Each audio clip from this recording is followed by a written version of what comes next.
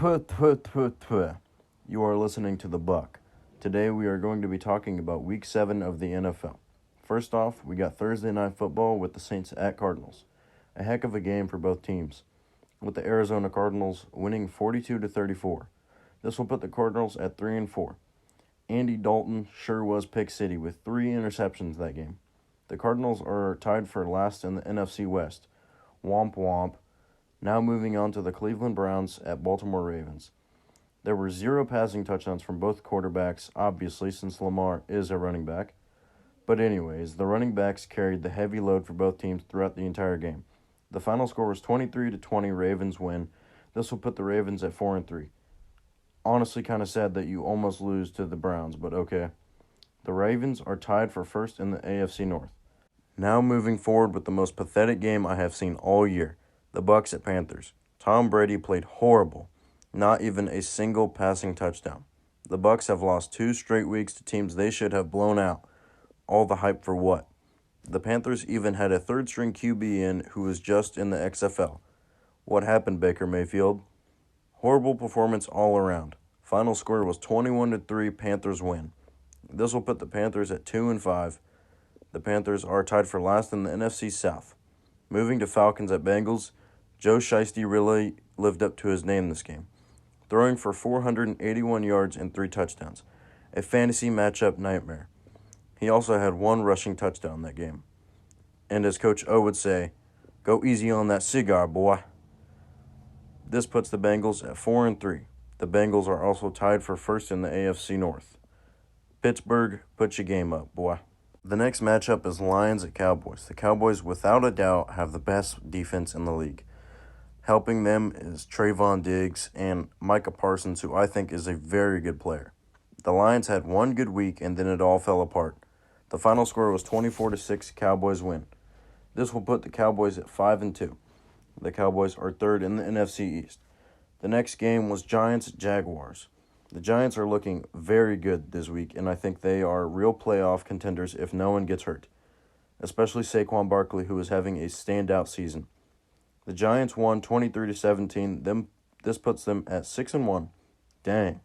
The Giants are second in the NFC East. The rest of the matchups are Packers at Commanders. Commanders win. This puts the Commanders at 3-4. Aaron Rodgers has no receivers, so I don't blame him how he's going to lose to the Commanders. Next game is Colts at Titans. Titans win. This puts the Titans at 4-2. They currently lead the AFC South. Texans at Raiders. The Raiders won. This puts the Raiders at 2-4.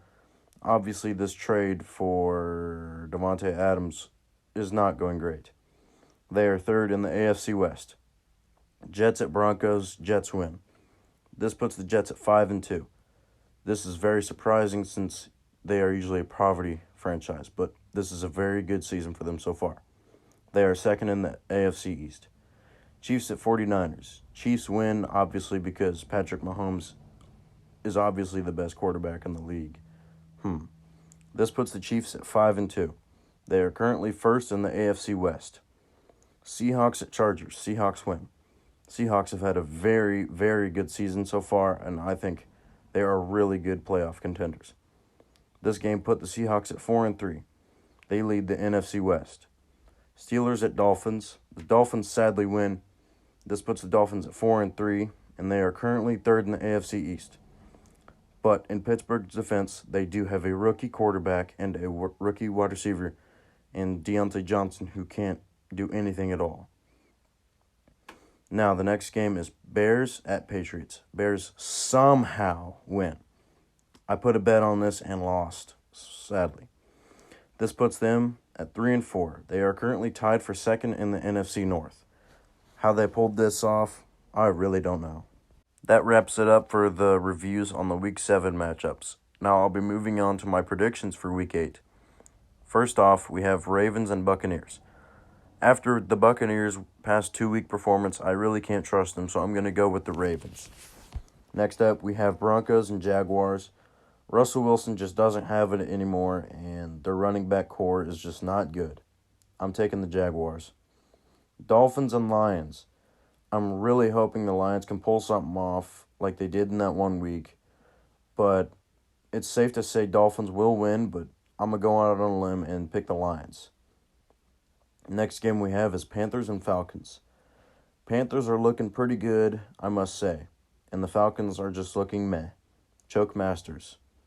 I got the Panthers winning. Next game we have Cardinals and Vikings. Both very good teams, but I'm going to have to take the Vikings here since Marquise Brown is out for the Cardinals.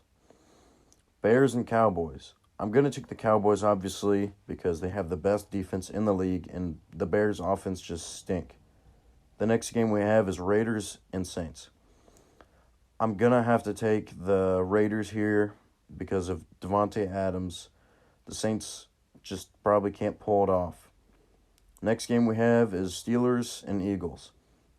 Obviously, I'm going to take the Eagles here because they are undefeated and are looking insanely good. And it's against the tired old Steelers, who I love, but they are not good.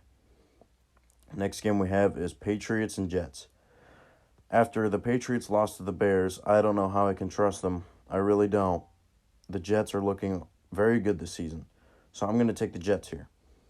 Next game we have is Titans and Texans. The Texans have a very, very good rookie running back who can pull something off, but the Titans' defense is very, very good, so I'm going to go with the Titans here.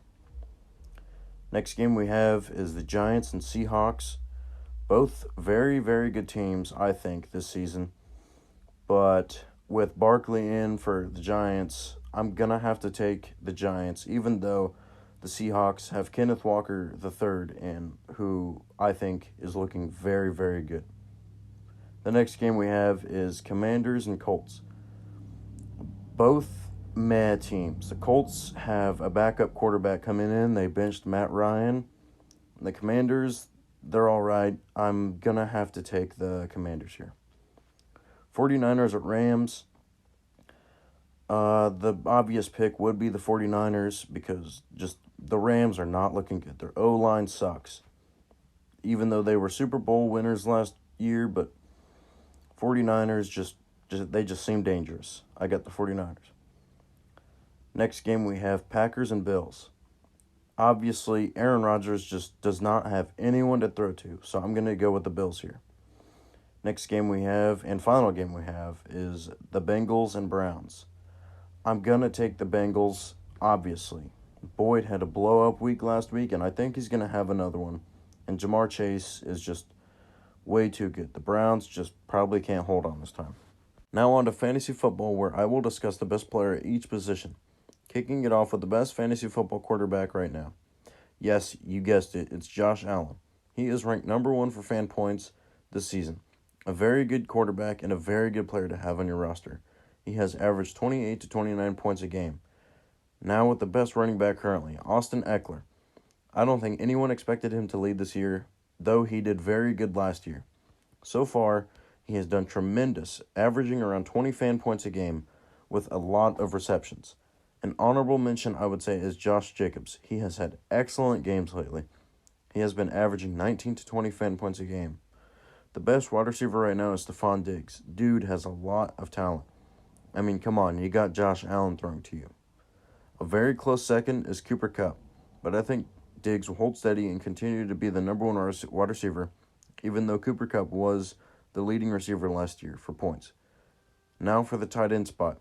Travis Kelce leads the pack. Shocker, I know. An honorable mention that stood out to me was Taysom Hill.